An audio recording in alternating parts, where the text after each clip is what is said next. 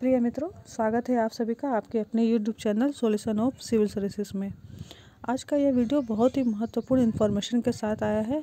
मात्र मैं 10 मिनट का समय चाहूँगी आप लोगों का, क्योंकि ये वीडियो जो है, जो भी अभ्यर्थी JPSC की तैयारी कर रहे हैं उनको अपनी आगे की रणनीति तय करने में मदद करेगा। कल दिनांक 21 अप्रैल 2020 को छठी JPSC का रिज़ल्ट डिक्लेयर कर दिया गया है। आप सभी को पता है, यह जो परीक्षा चल रही थी ये 2016 से ही इसका जो भर्ती प्रक्रिया है ये आरंभ हुआ था और कुल 4 वर्षों के बाद में यह जाकर छठी JPSC रिज़ल्ट का अनाउंसमेंट हुआ है। तो काफ़ी कुछ इस बीच में बदलाव हुआ, काफ़ी चीज़ समझ सकते हैं कि आप लोगों ने पेपर में बहुत सारी चीज़ों के इस परीक्षा के बारे में सुना होगा, देखा होगा। काफ़ी न्यूज़ में ये आया था कि ये जो छठी JPSC है ये काफ़ी विवाद में ही घिरा रहा है। अभी वर्तमान में क्या है कि रिज़ल्ट डिक्लेयर कर दिया गया है, सारे विवादों को दरकिनार करते हुए, सारे विरोधों को दरकिनार करते हुए। तो अब तो ये रिज़ल्ट डिक्लेयर हो गया है, तो अब आगे क्या करना है? आगे बस यही होगा कि जो अभ्यर्थी सफल हो गए हैं उनका तो चुनाव हो गया, उनका सिलेक्शन हो गया है, उनको नौकरी मिल गई। लेकिन यह आने वाले जो अभ्यर्थी हैं, अर्थात जो 7वीं JPSC, 8वीं JPSC और 9th वाले की तैयारी में लगे हुए हैं, आप सभी को पता है 7वीं, 8वीं, 9वीं जो है वो कंबाइन नोटिफिकेशन निकला था और जिसके लिए मैंने आपको डिटेल में सिलेबस भी बताया था, बुक्स भी बताए थे। तो अभी फ़िलहाल वो वैकेंसी को फिर से रद्द कर दिया गया था। मात्र 2 से 3 दिन के अंदर में ही यह वैकेंसी आया भी और रद्द भी हो गया। तो अभी आपको बस ये समझना है कि ये जो छठी JPSC है इसको आधार मानते हुए इसके जो कट ऑफ है, ये सब जो महत्वपूर्ण बिंदु हैं इनको अच्छी तरह से पहले समझ लीजिए, तब जाके आप 7वीं JPSC की तैयारी करने के लिए एक मजबूत बैकग्राउंड अपना तैयार कर लीजिए। जो भी अभ्यर्थी JPSC की तैयारी कर रहे हैं और मेरे चैनल से जुड़े हुए हैं उन सभी को GS पेपर 1 और GS पेपर 2 दोनों के वीडियो मिल रहे हैं। GS पेपर 1 में एंशिएंट हिस्ट्री का वीडियो डाला जा रहा है और GS पेपर 2 में जो झारखंड का इतिहास एवं झारखंड हो चुका है, अभी अब वर्तमान में झारखंड का आंदोलन में झारखंड का संविधान का वीडियो कल डाला गया था।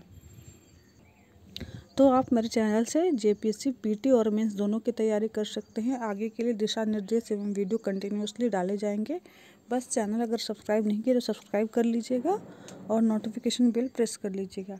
अब बात करते हैं छठी JPSC के महत्वपूर्ण बिंदुओं को, क्योंकि आपको सबसे पहले ये समझना ज़रूरी होता है कि ये जो वैकेंसी निकलती है तो उसके कट ऑफ किस प्रकार से निर्धारित होते हैं, या फिर जो छठी JPSC था उसका कट ऑफ कितना रहा, मेंस का और इंटरव्यू का कितना कट ऑफ रहा, उसके साथ साथ कितने वैकेंसी थे। ये आपको मदद करेगा अपनी जो 7वीं JPSC आने वाली है उसमें जो सीट होंगी उसके अनुसार आपको तैयारी करने में आपके जो हार्डवर्क है उसका जो क्राइटेरिया उसको डिसाइड करने में मदद करेगा। क्योंकि इतना जान लीजिए, जो सीट है और जितने अभ्यर्थी अप्लाई करते हैं उसके अकॉर्डिंगली ही आपका जो मेहनत का लेवल है वो भी डिसाइड होता है। मेहनत तो सभी करते हैं, लेकिन क्योंकि ये जब सीट कम होती है या फिर सीट ज़्यादा होती है या फिर जो नंबर ऑफ़ जो कैंडिडेट्स होते हैं उसके अकॉर्डिंगली आपको अपनी मेहनत का लेवल भी बढ़ाना पड़ता है। तो आइए देखते हैं इसके महत्वपूर्ण बिंदुओं को। तो ये जान लीजिए, ये जो JPSC थी छठी JPSC, ये 326 अभ्यर्थी इसमें सफल घोषित किए गए हैं और जो प्रशासनिक सेवा है उसके लिए 143 अभ्यर्थियों का चयन किया गया है।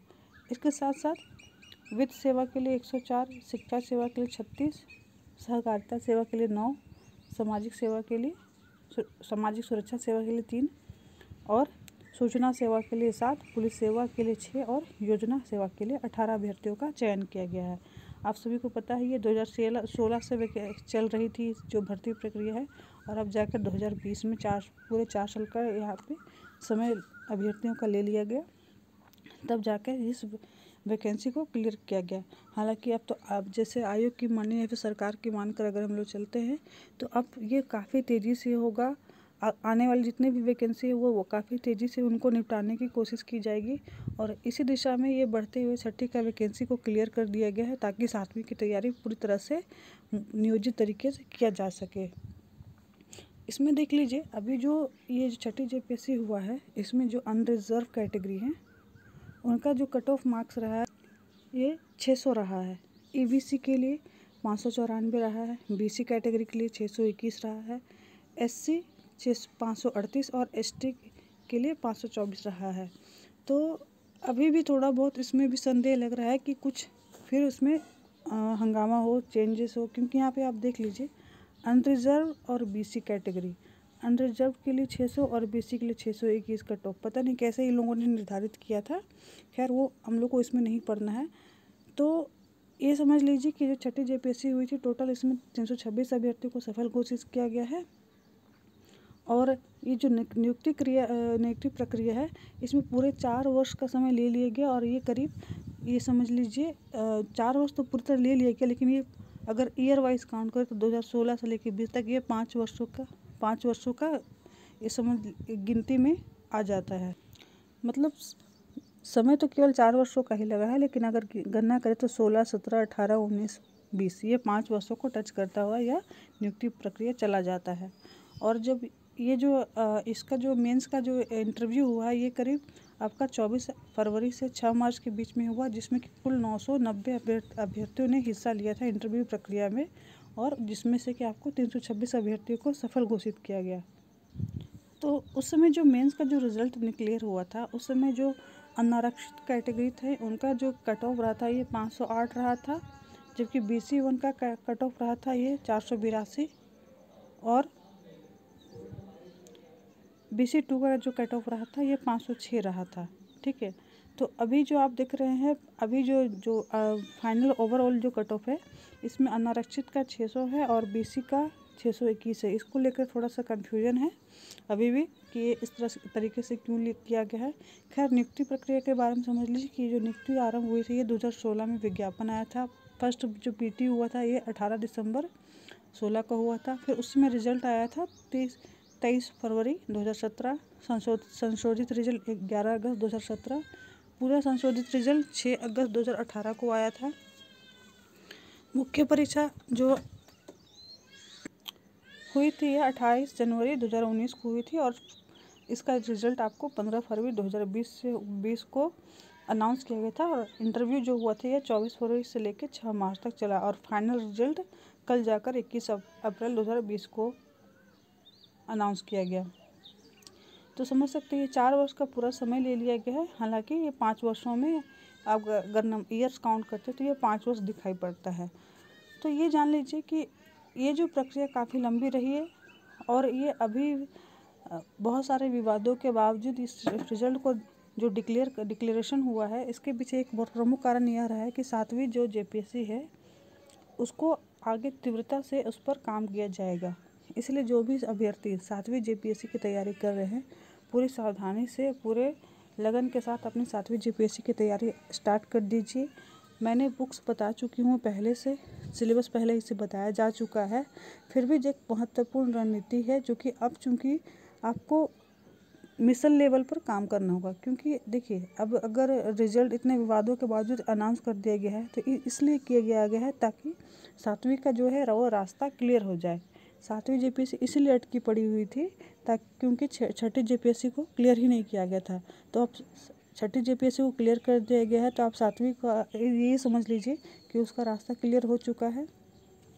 और 7वीं का वैकेंसी जो उसमें जो थोड़ी बहुत त्रुटियां थी जिसको इस वजह से उसको वैकेंसी को रद्द कर दिया गया था, तो अब उसको तीव्रता से उस पर काम किया जाएगा और 7वीं का जो वैकेंसी है उसको दोबारा डाल दिया जाएगा साइट पर।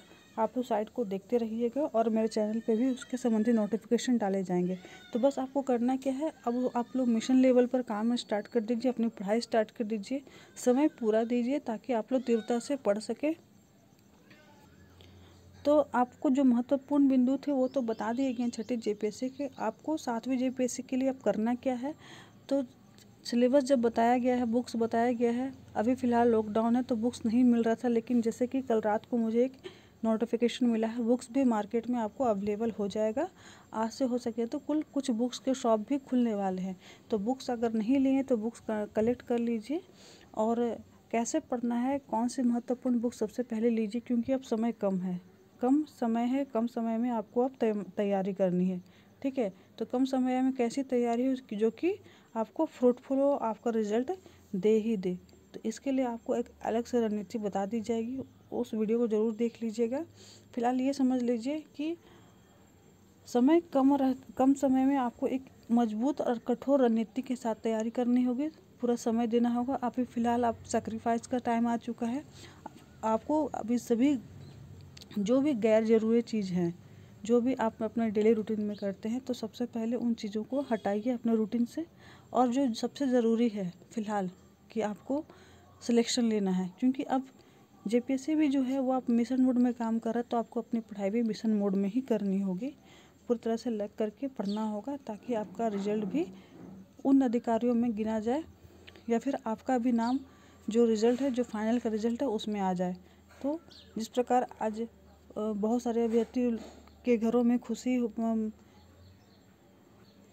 का माहौल होगा, बहुत सारे अभ्यर्थियों के घर में महोत्सव का माहौल होगा, वहीं कहीं बहुत सारे अभ्यर्थी ऐसे हैं जो कि उदास मायूस बैठे होंगे क्योंकि उनका रिजल्ट नहीं हुआ। तो कहीं ना कहीं कुछ त्रुटियां रह जाती हैं, या फिर कभी कभी ये भी होता है कि लक साथ नहीं दे पाता है, और लाख तैयारियों के बावजूद, क्योंकि सिलेक्शन तो बहुत कम लोगों का ही होना रहता है। तो वो तैयारी को आपको ऐसा मजबूत करके चलना है कि आपका सिलेक्शन पक्का तरीके से हो ही जाए। तो 7वीं जेपीएससी के लिए जो एक परफेक्ट रणनीति है, मैं उसको अगले वीडियो में ज़रूर बताऊँगी। उसके लिए आपको अगला वीडियो देखना होगा और चैनल को सब्सक्राइब कर लीजिएगा ताकि आपको उसके नोटिफिकेशन मिल जाएं। वीडियो देखने के लिए बहुत बहुत धन्यवाद। ये बस एक इन्फॉर्मेशन था, एक कुछ बेसिक फैक्ट्स के बारे में बताने के लिए आपको ये वीडियो बनाया गया था कि जो छठी जेपीएससी के बेसिक फैक्ट्स क्या क्या थे, ताकि आपको 7वीं जेपीएससी की तैयारी करने के लिए एक रणनीति बनाने में मदद मिले। तो आज से ही लग जाइए, अगला वीडियो ज़रूर देखिएगा। धन्यवाद।